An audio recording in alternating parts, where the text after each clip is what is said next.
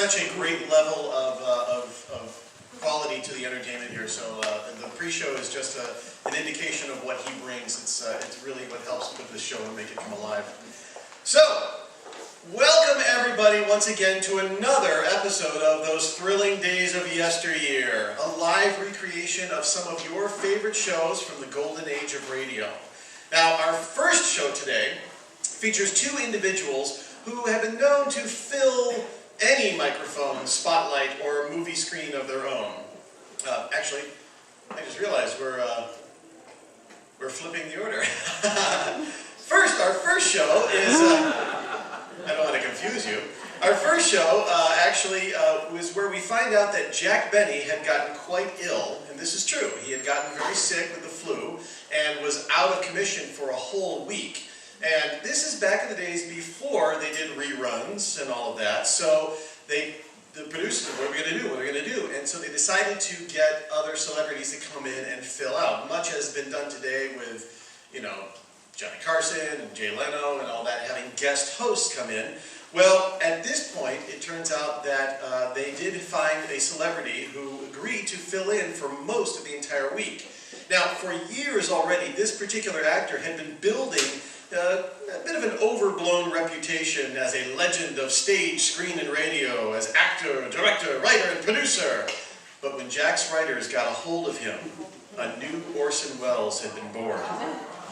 And in fact, one that had ended up living longer than the real Orson Welles. In fact, late in his life, Welles waxed very analytical about his appearances on Benny, saying, quote, "I used to play Orson Welles all the time on Jack Benny. That's the Orson Welles everyone thinks I am." And he continued by quipping, "The secretary even used to atomize the microphone before I'd speak into it." So they built that into the show. So in between shows, we'll also then take a quick visit to another couple show as Rosemary, Clooney, and Bing Crosby entertain us with what seems to, which seems they have a little difference of opinion that they need to settle. It was during the late 50s and early 60s when television was in full swing, and yet these two still held the airwaves with their own show, the Rosemary Clooney and Bing Crosby Rosemary Clooney Show. And it was filled with songs and little sketches designed to entertain their loyal listeners. And this particular episode aired October 31st, 1961. Yeah, so it was after television was already in swing. But then we go back in time to our final show that features two individuals who have been known to fill any microphone, spotlight, or movie screen well on their own. And because of their wacky personalities, high energy, and crazy songs, it seemed really unlikely that the vitamin pill with legs would end up ever working with the court jester. And if they did, it would end up being too much for anyone to handle. Well, on January 4th, 1946, it actually happened. Betty Hutton had just completed her movie, Stork Club, and was going about the circuit promoting it. And apparently, someone thought it was about time that she and Danny Kaye met. And the rest, you'll see, or rather hear, unfold. Be sure to have your earplugs ready. On a personal note, my wife and I love these two individuals, and they have been quite a large influence in our formative years. So we are very honored to be able to recreate this historical moment for you. So we will do our best to recreate these shows for you just as they aired, with sound effects, music, atomizers, and over-the-top egos. Again, you'll have to supply your own earplugs. So, while you are listening, you might pretend that you are one of those who had the great fortune of being in the live studio audience as they watched their favorite performers do their thing. Or perhaps you might just wish to sit back, close your eyes, and imagine that you are sitting in your own living room with the family, sitting in front of the old Philco radio, anxiously waiting for your favorite show to begin. So join us now as we take you back to those thrilling days of yesteryear.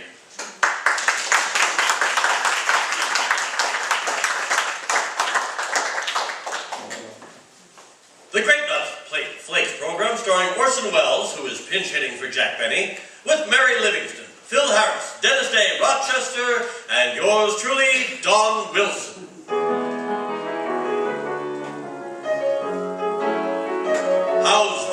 a pretty good little motto I saw in the tailor shop the other day.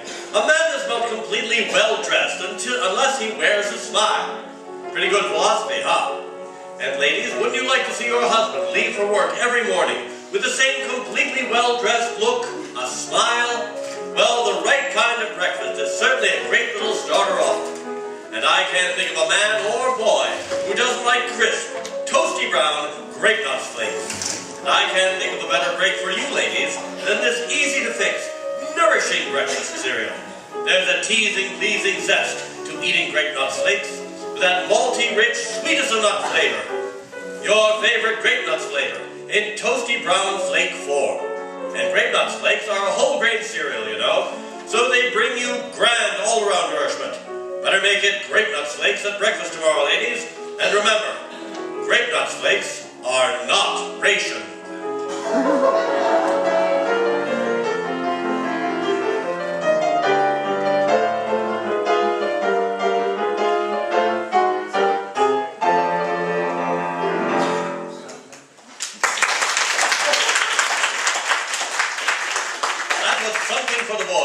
By the orchestra.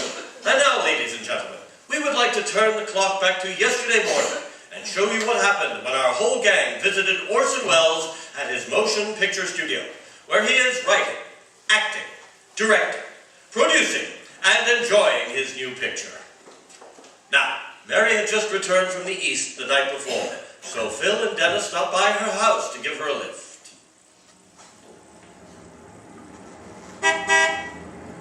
Will you please stay on the outside, driver? We have to make a turn up here. Take it easy, Goldilocks. I know how to handle a car. Okay, sister, okay. If you want to drive, come on up here and sit on my lap. Oh, nothing doing, honey. That would be pleasure driving. They take away my gas book, catch on? Oh, Phil, behave yourself. You know how nervous I am today. Listen, Mary, there's nothing to be nervous about. You're going to see Orson Welles. He's a nice guy. Well, I hear he's very temperamental. Sure, he's temperamental, but who ain't? Take me, for instance. You? Sure. My egg was cold this morning, so I says to Alice, I said, listen, movie star, go out in the kitchen and get me a retake on this ham fruit, I told her. You know, Mr. Harris, that's the way I'm going to treat my wife when I get married. I'm going to be the boss like you are. Who said I was boss? I'm still combing egg out of my hair, bud. You know, women in the morning is poison. Watch it, driver. You nearly hit that lamp pole. Well, I'd like to see you drive and straighten your girdle all at the same time, brother. Well, that ain't no excuse. I'll leave her alone, Phil. I know just how she feels. And getting back to Orson Welles, I think he did a great job on the program last week. Well, what did Mr. Benny think of him? Yeah, how did old Sniffle Snoot like the show? Well, when Orson called up Mr. Mortimer, the sponsor, and bawled the heck out of him, Jack thought sure we'd all lose our jobs.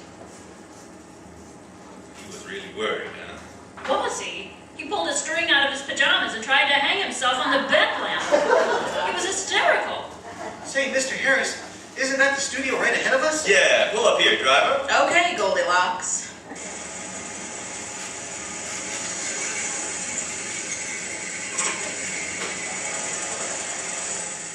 How much do we owe you, miss? Skip it, handsome. Just give me your phone number. But the meter says $1.50. Don't underestimate yourself, Junior. So long.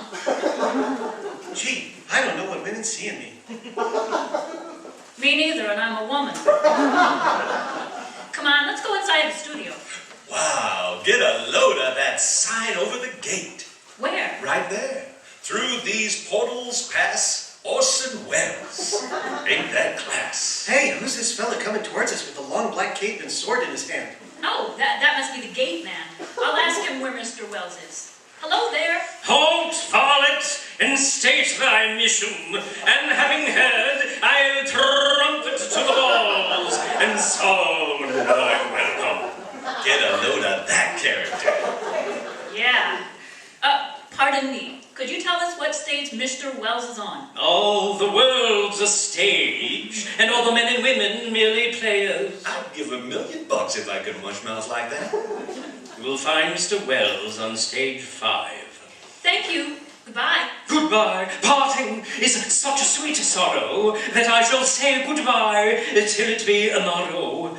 Longfellow. That's Shakespeare. Oh, yeah.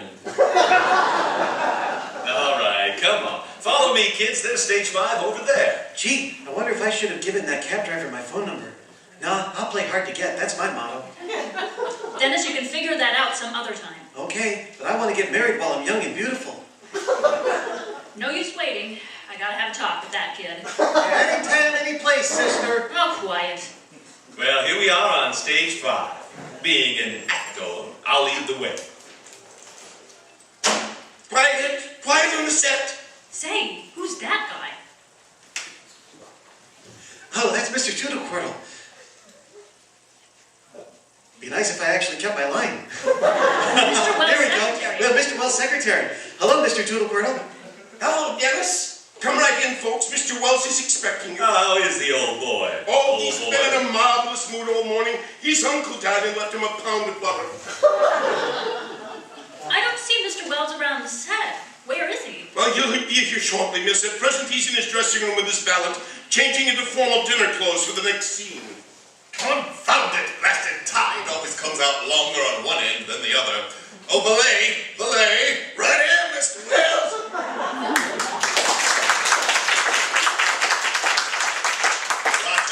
Rochester, let me ask you something.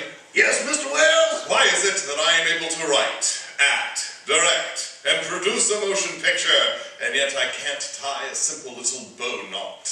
It's the same with me, Mr. Wells. I can cook, drive a car, clean the house, and answer the phone. But I can't make it ain't the hard way. Here's your cufflinks, Mr. Wells. Thank you. Incidentally, Rochester, when we are going to continue with that interesting game you've been teaching me, the one that involves those little spotted ivory cubes. Oh, you mean Central Avenue shuffleboard? Yes, yes, that's it. It's a fascinating sport. I don't think you ought to mess around with those cubes anymore, Mr. Wells. Why not? If I make one more 7, you'll be handling my cufflinks. I can't understand it. Ever since you introduced me to this game, I've had bad luck. Well, with my dice, don't look for any improvement. They work so well together, I call them Abbott and Costello. I see. Here, let me help you into your tailcoat. Thank you. Oh, by the way, Rochester, I noticed a dab of ketchup on my gray suit this morning. You may have it. Thank you, Mr. Wells. Ketchup is hard to get nowadays. I mean the suit. The suit is yours. Well, thank you, Mr. Wells. Thank you very much. What are you so excited about? Hasn't Mr. Benny ever given you an old suit of his? Well, just the one he wore with Teddy Roosevelt's Rough Riders. But I ain't got a horse. Well, in that case, I shall give you a horse, a fine Arabian steed. Mr. Wells, working for you is paradise. Come in. Yes, Miss Harrington. Ready for you on the set, Mr. Wells. Here's your next scene we're shooting for your approval. Good. I'll glance over it. No, this will never do. Only an idiot could compose such drivel. But Mr. Wells, you wrote this yourself. Then there's no use waiting. I'll have to have a talk with me. Miss Harrington, take down these changes. Yes, Mr. Wells. Instead of a ranch house in Arizona, it shall be a penthouse in New York City. Yes, Mr. Wells. Instead of guitars playing softly in the background, I want a thunderstorm with lightning. How many bolts? At least a dozen. And finally, instead of a girl slapping my face when I kiss her, she shall thrust a dagger deep into my bosom. Yes, I shall die. Die? But Mr. Wells, it's only the second reel. Who will handle the rest of the picture? My ghost. I shall work in whitewash. That is all, Miss Harrington? Yes, Mr. Wells. I'll see you later, Rochester. If anyone calls, I'll be down on stage 5 being stabbed. What a man. Never a dull moment around here.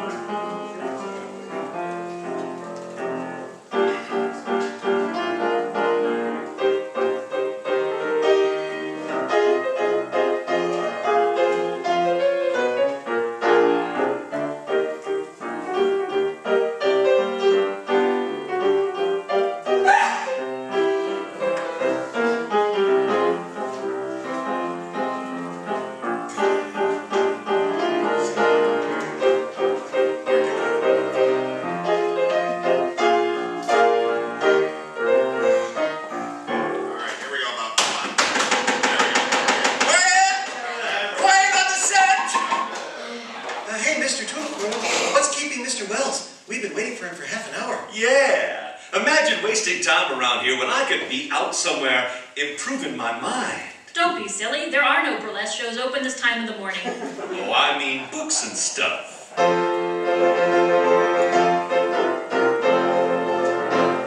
Jeepers, what's that? On your feet, everybody! Mr. Wells is approaching!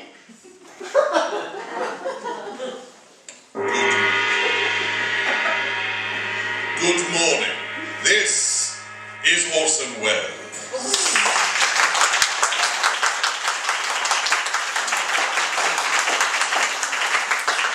Hey, Dennis and Phil, I'm glad you could drop by. Been here long? Yeah, quite a while. But I told the kids, let's hang around until Orson gets here.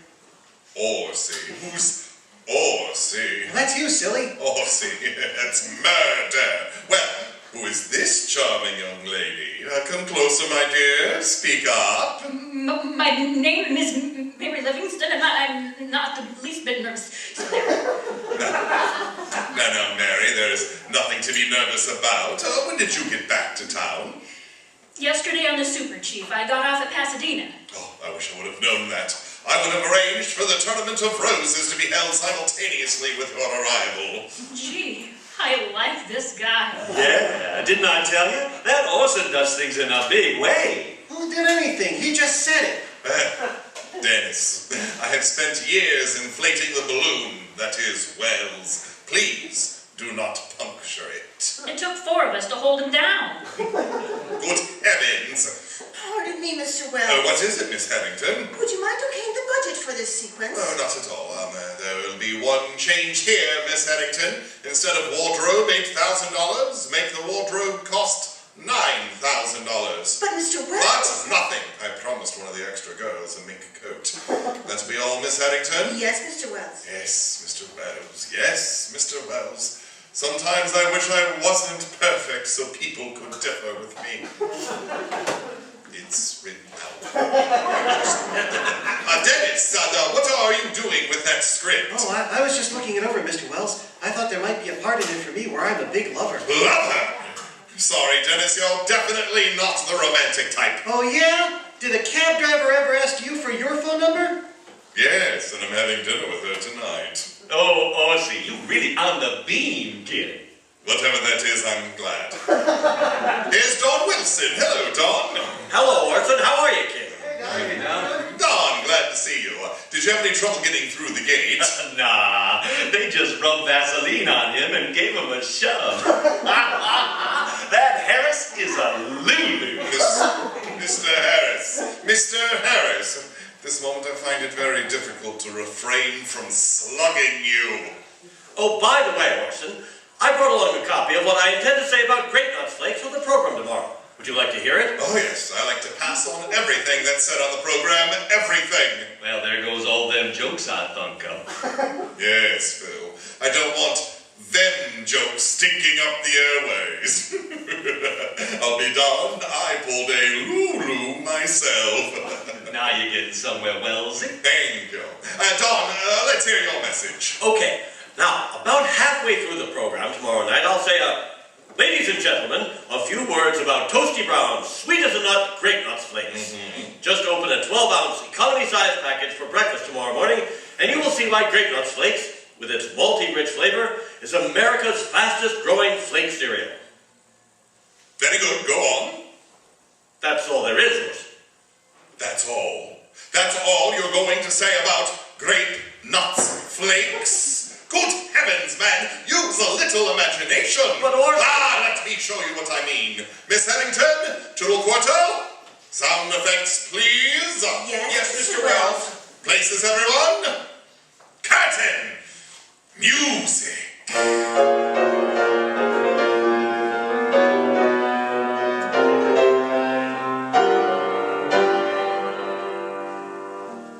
Presenting Grape Nuts Flakes, I Love You. An Orson Welles production, produced and directed by Mr. Wells and starring Orson Welles. Ladies and gentlemen, whether you live in the heart of a great metropolis, on the farm where all is tranquil. Whether your home is in the wintry north, or here in sunny California. Wherever you live, ladies and gentlemen, you will love the malty, rich flavor of toasty, brown, sweet as a nut, grape, nuts, flakes. Remember, ladies and gentlemen, each economy-sized package contains not 1 ounce, not 2 ounces, but 12 ounces of those delicious golden brown flakes. I thank you.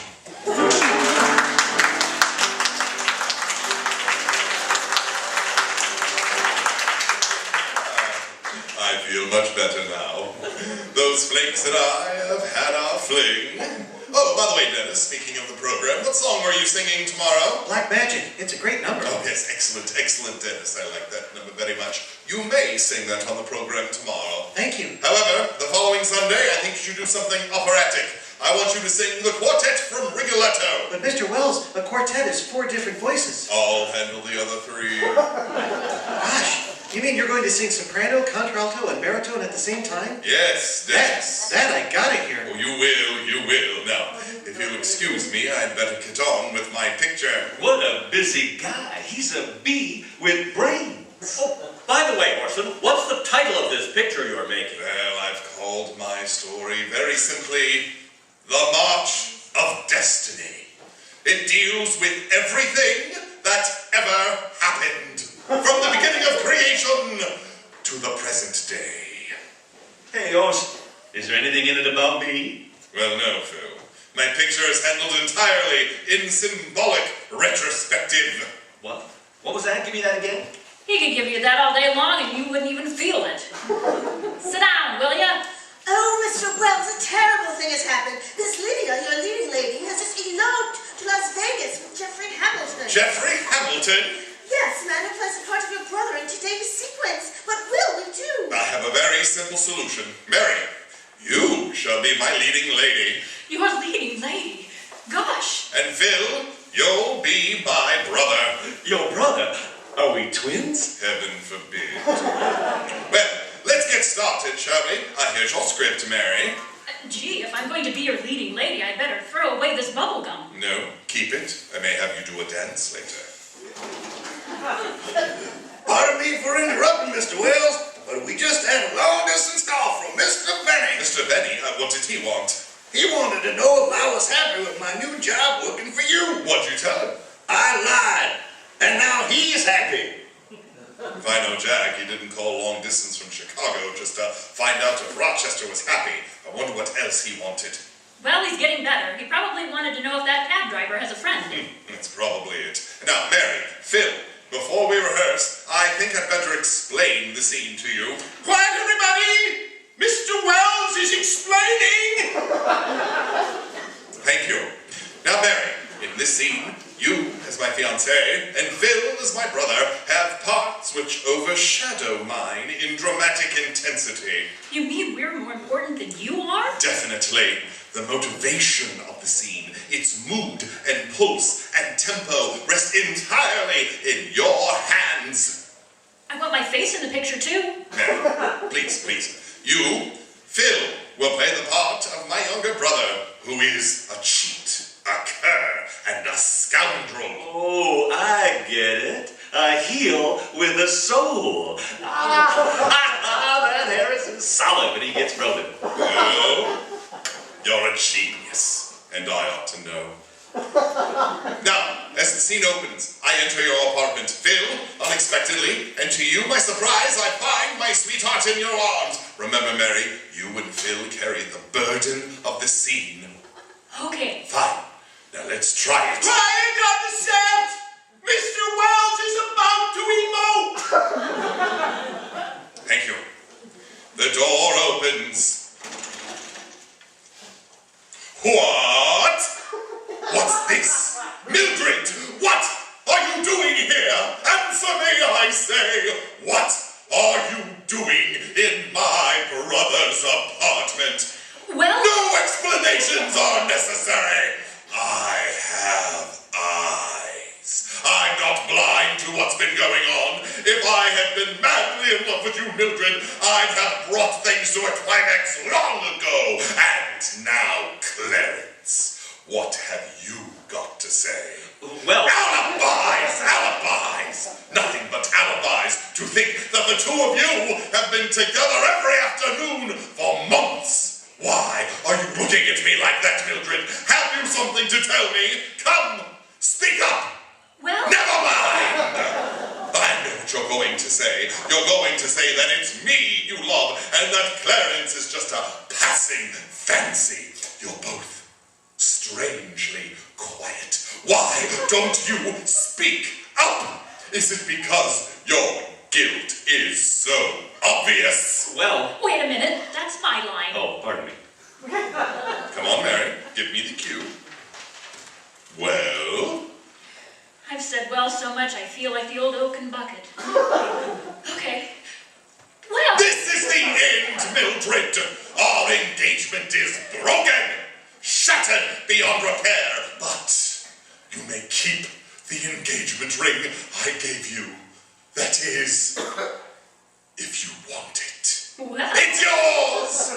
I must leave now, and as for you, Clarence, if you ever so much as cross my path again, I shall thrash you within an inch of your life!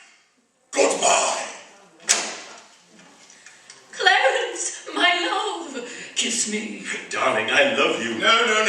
Let's cut that. After my exit, the scene is definitely over. All right. Places, everyone. Let's shoot it. Camera. Lights. Action.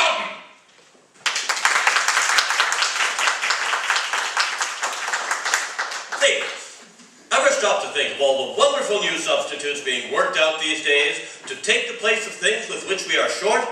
Like the amazing Aralec dress material made of milk, and the substitute for silk, conjured up out of coal, water, and air. But there's one thing we don't need to buy a substitute for, because it's abundant, and you don't have to give up any precious ration stamps for it. That's the whole grain cereals our government nutrition program is asking us to eat more of. Whole grain cereals such as delicious, toasty brown grape nuts flakes are plentiful, thrifty, and one of the most nourishing foods you can serve. In every bowl full of malty-rich grape nuts flakes and milk, you get a goodly amount of minerals, vitamins, proteins, and carbohydrates. Many of the same food essentials found in meat. So, while you're enjoying the distinctive sweet-as-a-nut flavor, you're getting the type of all-around nourishment that can help you make up for other food shortages in your meal. So serve more whole grain cereal. Ask your grocer for grape nuts flakes. Delicious, nutritious, thrifty, and not rationed.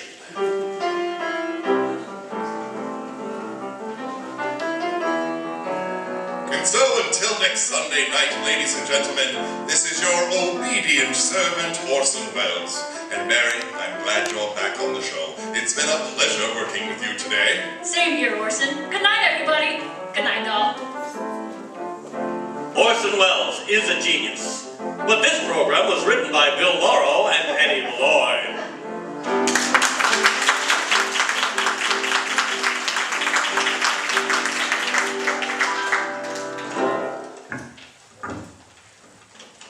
Well, Rosie, isn't that nice of Derwin and Gary? What do you mean, Bing? Well, they just turned over the whole entire, complete, total CBS network to us. Golly, what sports. What are we going to do with it?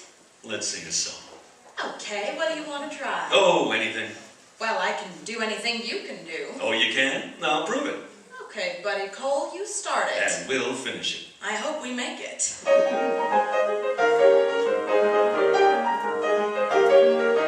Anything you can do, I can do better. I can do anything better than you. No, you can't. Yes, I can. No, you can't. Yes, I can. No, you can't. Yes, I can. Yes, I can. Ridiculous. Ridiculous. Anything you can be, I can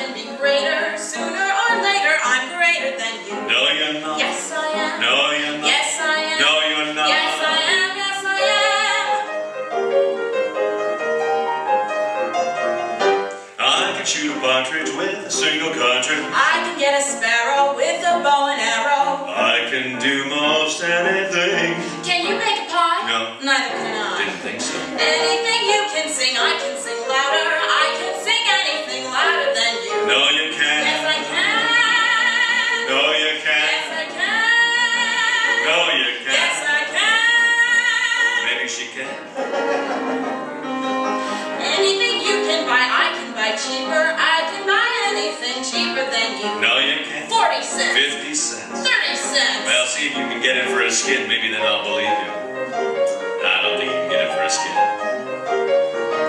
Anything you can dig, I can dig deeper. I can dig anything deeper than you. 30 feet. 40 feet. Oh, go to Ah, 60 feet. You're not digging. You're out Yes, living. I can. All right. I can be a racer, quite a steeplechaser. I can jump a hurdle, even with my girdle. I can live on bread and cheese. And only on that? Yep. So can a rat.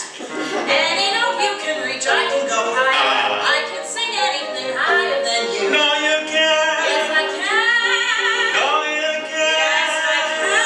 Get me some oxygen. Yes, I can. With a nosebleed. Yes, I can. Yes, I can. Yes, I can.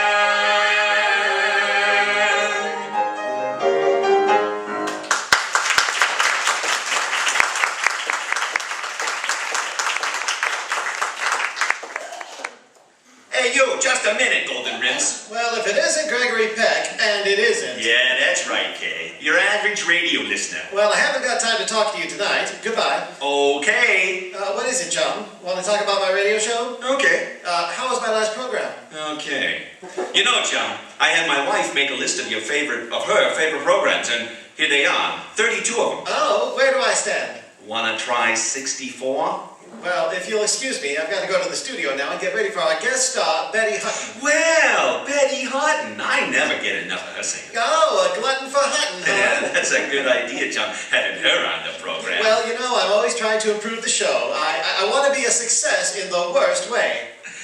No comment. All right, this is a waste of time talking to you. Waste of time? What do you take me for, a moron? No comment.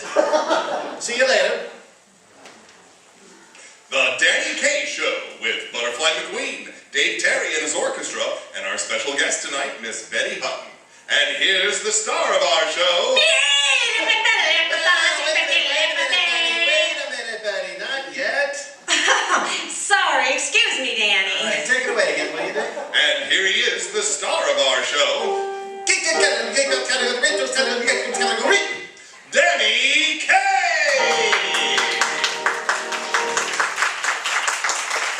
You know, Danny, a very funny thing happened to me. All right, now look, Dick, never mind the jokes, Dick. Now, you can see how anxious our guest star is to get out of here. So, let me read the introduction and bring her on. All right.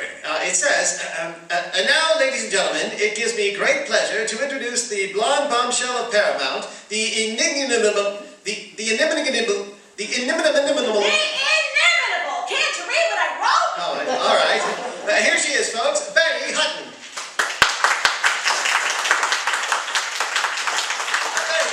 You know something, Betty? I never saw so much pep and energy in one person. Well, Danny, it's my final fling. When I get back to Hollywood, I'm going to settle down and become quiet and sedated. You?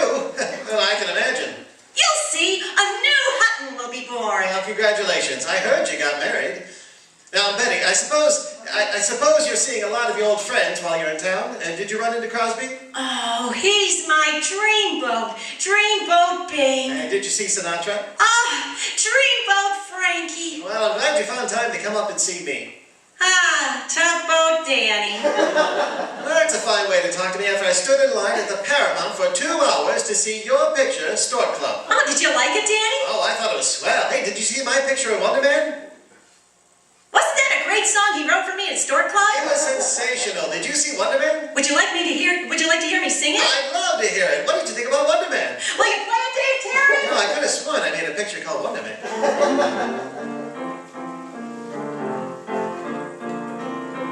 There's a doctor living in your town. There's a lawyer and an Indian too. Neither doctor, lawyer, nor Indian chief could love you any more than I do. ocean. There's a lot of little birds in the blue.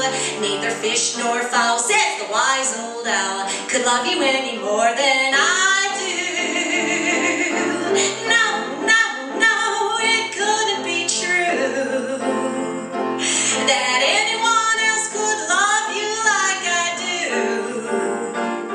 I'm gonna warn all the dead-eyed dicks that you're the chick with the slickest tricks, and every tick of my ticker ticks for you. Follow through. Tell the doctor stick to his practice. Tell the lawyer to settle his case. Send the engine chief and his Tommy Hawk back to Little Rain in the face. 'Cause you know, no, no, it couldn't be true that anyone else could love you like I do.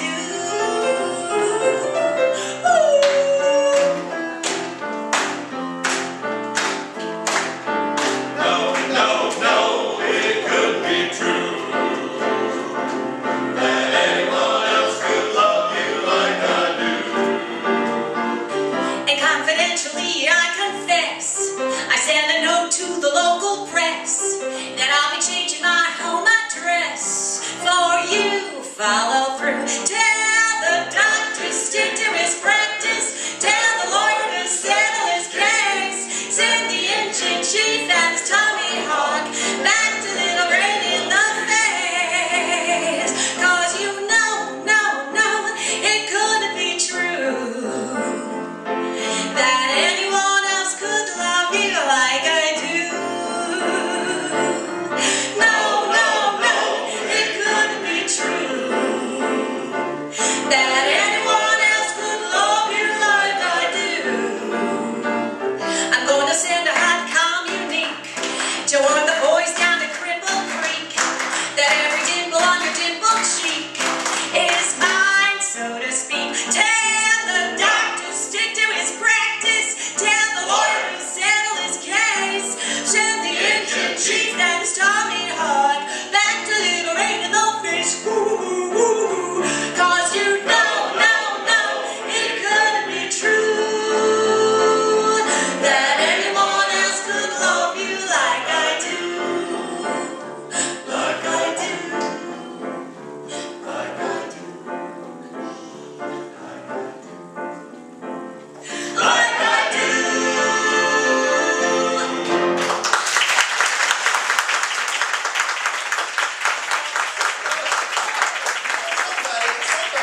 Somebody must have seen Wonder Man. It's been playing everywhere. Didn't anybody see Wonder Man? I have a lady in the back of me, Doctor. Give that lady $5,000 and a piece of Kleenex.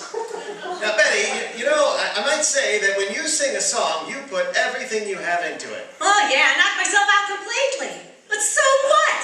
Will they give me the Motion Picture Academy Award? Will I ever win an Oscar? Not me. Who gets the Oscars? Ingrid Bergman, Betty Davis, and all they do is stand there quietly and cry. Yeah, it's a crying shame. And it's and it's the same with you, Danny. They make you sing the same songs all the time. Yeah. They don't let us do anything serious that'll win us an Oscar. Of course not. There was a part I wanted in a picture, and they wouldn't give it to me. And the person who got it won an Academy Award. Who was that? Paul Lucas. Yeah, I had the same trouble. You know, I wanted to do something serious too. I wanted to make a sequel to Spellbound. Had a wonderful story too. What was the name of it? Son of Spellbound. Danny, you would have been great in it too, but they won't give us those parts. Yeah. Betty, you know the trouble with Hollywood is typecasting. Sure. Once you show them you can do anything, they make you do the same thing in all your pictures. Sure. You're a perfect example yourself. I saw you in The Miracle of Morgan's Creek. At the end of the picture, you gave birth to 6 children. And what's your next picture? Stork Club.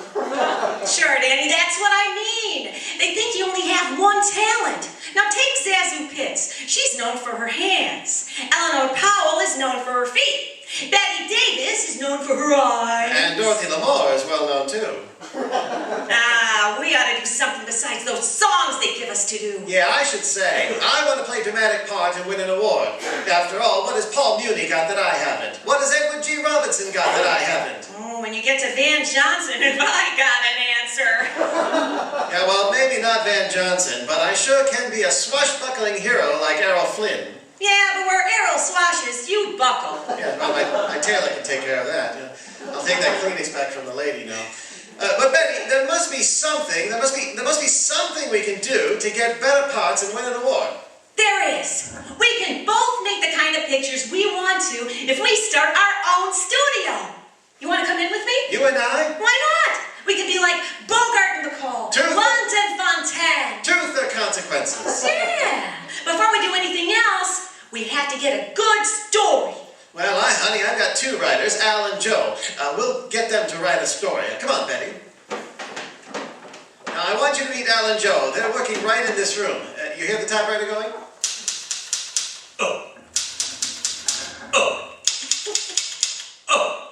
Oh, Al, that Xavier Cougat is murder to write for.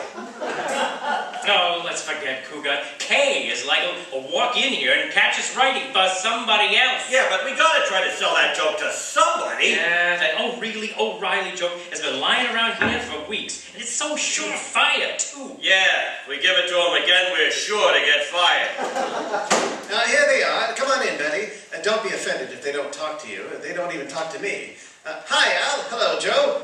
You see, Betty? They don't even talk to me. Wow, I never heard that before. Fellas, this is Betty Hutton. I heard that before. Fellas, Miss Hutton and I are going to start making our own movies, and you two guys are going to be our writers. Did you fellas ever write for the movies? Did we ever write for the movies? Did you know Lana Turner? Oh, sure. Did you ever write for her? We knitted her last 3 pictures. And ever since then, they've been trying to pull the wool over my eyes. Well, what do you say, boys? Have you got an idea for a picture with Danny and me? Oh, well, not this fast, Miss Hutton. I mean... Hey, Al, wait a minute. Wait a minute. Sure, we got a story. We have? What is it?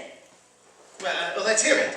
Well, we opened the story. Oh, you're gonna love this. Lots of dramatic stuff. Oh, that's what I wanted. Oh, they're dynamite. Very glad. Oh! Well, we open in a typical Midwestern town just after Pearl Harbor. Good. And there's a brother and a sister, you see, and they decide to get into the war.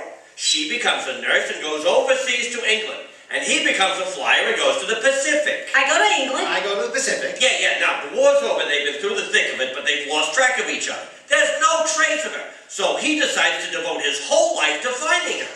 His travels take him all over the world. And then one day, while walking down a crooked, dusty street in Singapore, he meets an old English colonel. Oh, great part for C. Aubrey Smith. Well, does he find the girl? So, he gets to talking to this colonel, and he learns the old man knew his sister. Mm-hmm. And he asks him what became of her. And the old colonel says, I say, old boy, didn't you hear?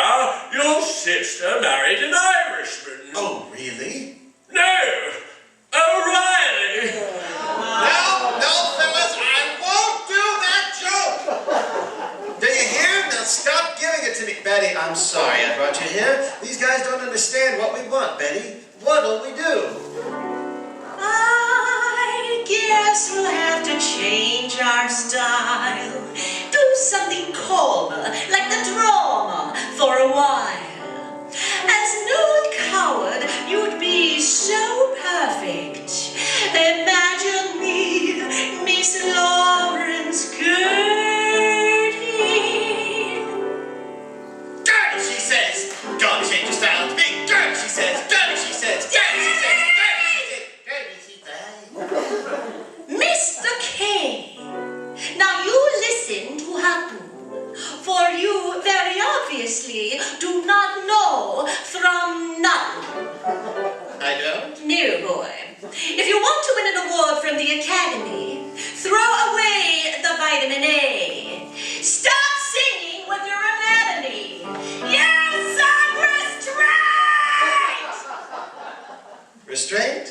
Oh, I know what that is. You do? Sure. That's when Charles Boyer had just went through the Casbah, stolen the jewels, eluded the police, pulled the knife out of his own back, and without a hair out of place, takes the heroine into his arms and says... Our voice is soft and dulcet, our throats we will not rest. No! Are you ready, Ingrid Bergman. At your service, Gregory Peck. Brush. Thank you. Leather. Thank you. Razor. We will sing into each other's teeth. Our voice is oh so steady. Are you ready, Miss McDonald? Are you kidding, Mr. Eddie? There are songs in the air sung by Carmen Lombardo, but the only Carmen will play is busy. Enhancing my importance where it really counts. You will understand that my importance is paramount. Paramount? Yeah, and I'm going to tell them a thing or two when I get back. No more of that screaming stuff for me. I'll play a part so gentle. Looking pale as a camellia, I might even do some Shakespeare. Oh, really? No, Ophelia. The play's the thing to catch the king. I'll play some churlish fellow. I, too, will do some Shakespeare. Oh, really? No, Othello. Mr. Terry, some Shakespearean music, if you please, sir.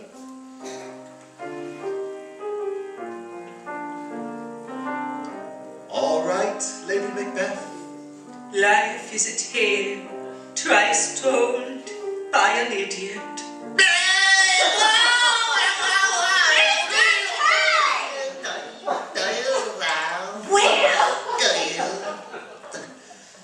So sorry, old girl. Sorry I lost my head. I've been in utter a fool. Now, Danny, stop clowning. If we're going to produce our own pictures, we'll need money. Oh, that old stuff. Well, how much do you think we'll need? Oh, we'll need $1 million. Well, let's go and see my banker, huh? Come on, Betty. Okay, where is he, Danny? Well, the bank's right downstairs in the building. We'll have to do something to impress this guy. You know, if I could get an important phone call while we're there, that would cinch the loan. Hello, Mr. Kaye. Hello, Miss McQueen. Betty, this is Butterfly McQueen. Betty, this is Butterfly McQueen, president of the Danny Kaye fan club. Hello, Miss McQueen. Oh, Miss Hutton, you sure got a swell fan club, haven't you? Well, I have 3 million members. 3 million? That's a lot of hearts, isn't it? Wouldn't we have a tremendous fan club if we joined our clubs together? Well, how many members would we have? 3,000,001. Now look, Miss McQueen, we haven't got time for that now. Hey, wait a minute, Miss McQueen, will you do me a big favor? Mr. Kaye, not snow, nor rain, nor heat, nor gloom of day can stay. Yes, that's fine, sure. All right, Miss McQueen. Now look, you won't have to go through snow and heat. All I want you to do is to go to that delicatessen store on the corner and telephone me in Mr. Winter's office at the bank. Now, you don't have to say a word. We just want to impress Mr. Winter. Here's a nickel. Call me up and I'll do the talking. Come on, Betty, let's go.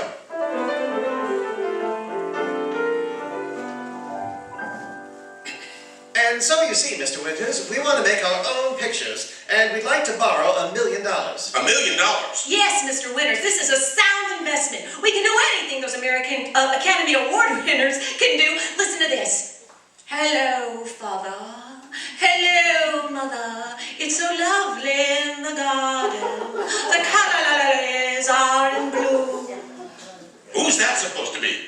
Catherine Hepburn? Oh, really? No, O'Reilly. Oh, no, not you too, Betty. No, I'm sorry. I'm not interested in your proposition. Now, listen, Mr. Winters, we'll bring real art to the screen. What do you know about making artistic movies? What do I know about making artistic movies, my dear Mr. Winter?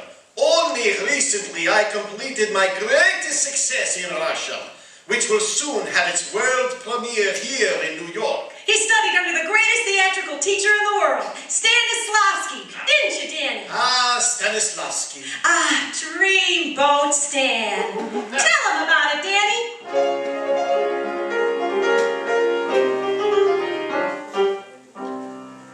Who is the world's greatest actor? And how did I get that way?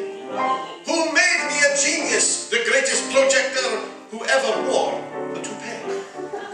Who made me most miserable Hamlet, the deadest Romeo who died for his bride? Who made me most awful Mr. Jekyll, and then made me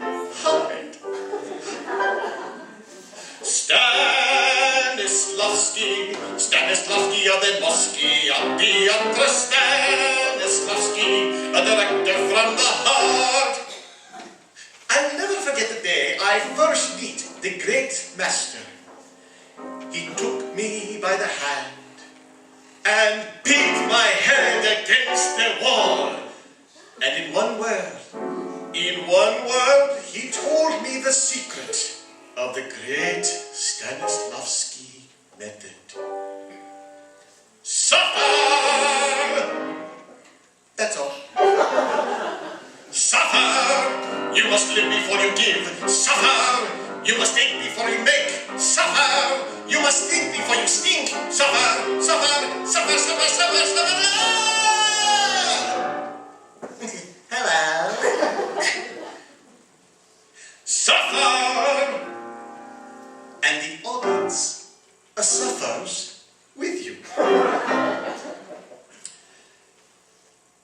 Stanislavski. I will never forget the day I first part I have to play. They give me part of sailor. But first I must suffer. What I'm going to do. I join Navy, become sailor. First day out, big storm. At first, I was afraid I was going to die.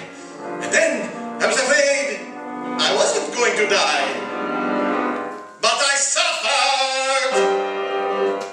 I came back to Moscow, and in this part, I was wow. Here is what the great critic George Yevnasha Vladimir Madin said. Истига грошига фришни глокни глочстина брексни долфин тейген скребригон kan collect stuggen steigen kvoffen take kush. Just like in America, 3.5 stars. So if you want a career on stage, you mustn't dream of merely acting. Use the Stanislavski method of mental chiropractic. Be a tree, be a sled, be a purple spoon of thread, be a storm, be a lace, a thumb between an empty space, take it fast, take it slow, hello Mo, hello Joe, I just got back from the vocal show. Stanislavski. I will never forget the day Brooks Atkinson says I stink. I was playing part of Stable Boy. It was in great Russian tragedy. It was beautiful. Everybody died. I also played part in great Russian comedy. Everybody died. But they died happy. This is what makes it funny. But I will never forget the day of my greatest triumph. I was playing part of Antique Mahogany Bureau.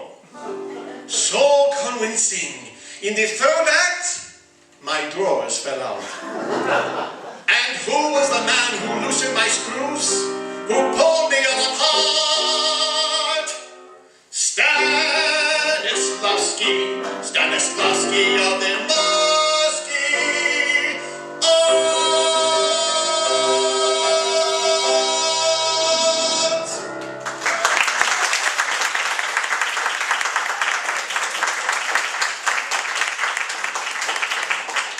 No, Mr. Kaye.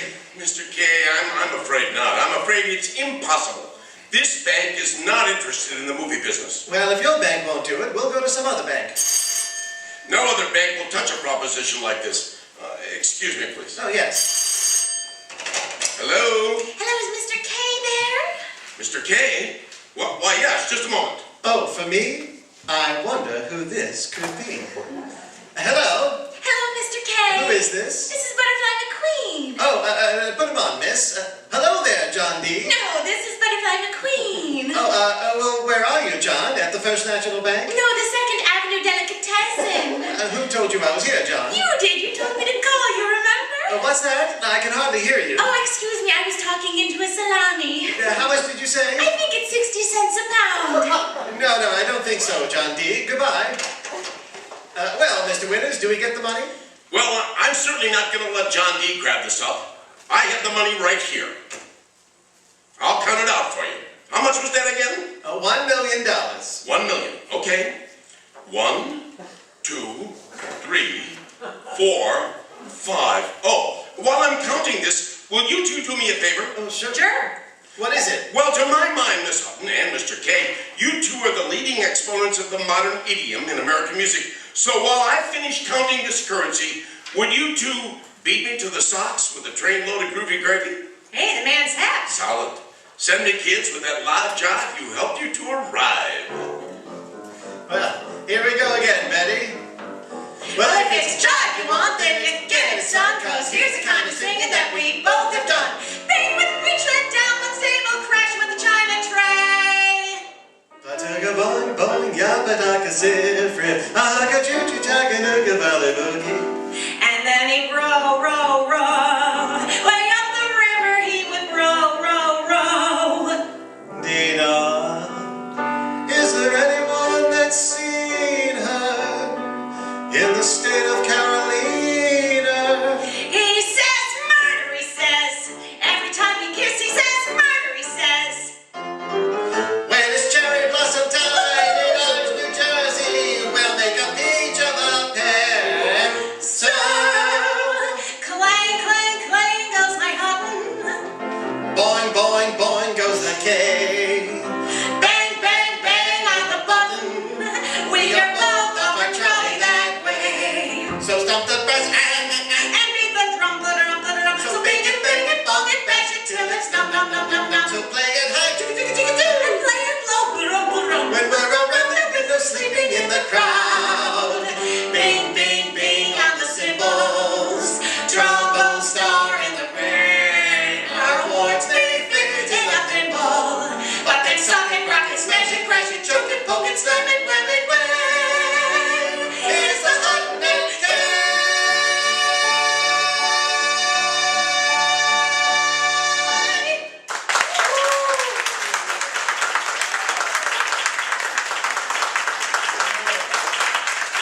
Now, Mr. Winters, how are you coming along with that money? 97, 98, 99, $1. $1.01, $1.02. By the way, what are you going to call this picture company of yours? Well, the way you're going, we're going to have to call it 23rd Century Fox. Good night. This is the Armed Forces Radio Service.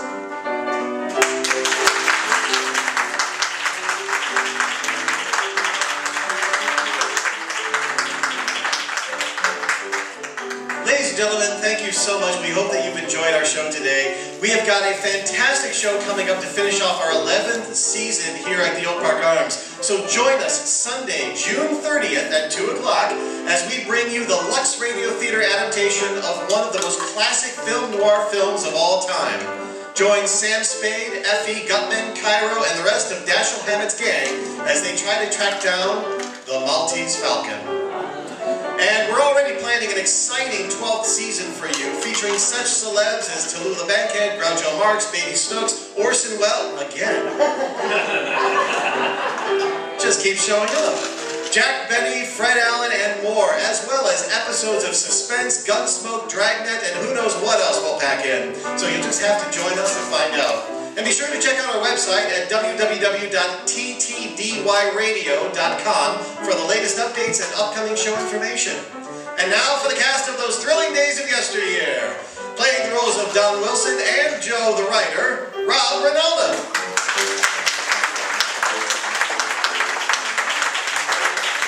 Playing Phil Harris, King Crosby, and the man harassing Danny, Don Gingle. The dry wit of Mary Livingston was portrayed by Amy Kennedy. Our saucy female driver and Rosemary Clooney and Butterfly McQueen, Sarah Malloy. Our Shakespearean Kate Man, as well as Al the writer, John Corona. And playing Mr. Toodle-Cordle and Mr. Winter, John Gould. The announcer Dick Joy and Orson Welles by Steve Schroeder.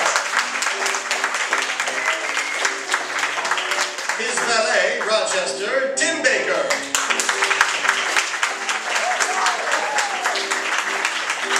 And Orson's Friday, Miss Harrington, Margie Gustafson. And Betty Hutton was played by my lovely wife, Pam Turlow. And no radio show would be complete without the synchronous sound effect stylings of Pam Turlow and Steve Schroeder.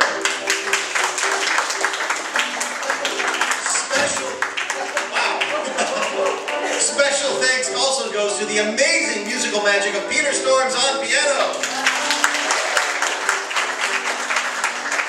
And apparently, I am the Orson Welles of the day. I am your producer, director, as well as Dennis Day and Danny Kaye. What a rhyme, Dennis Day and Danny Kaye.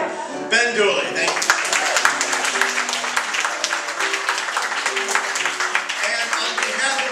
Cast, we'd like to extend our thanks to you, the audience, for helping once again for our show to come alive and for living those thrilling days of yesteryear so that we could bring them back to you.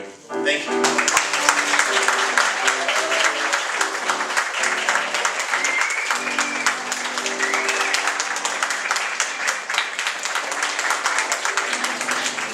Thank you all so much. Thank you. Please enjoy beverages and lovely cookies and such. We'll see you on June 30th for our final show of the season. So thank you so much. Have a wonderful day.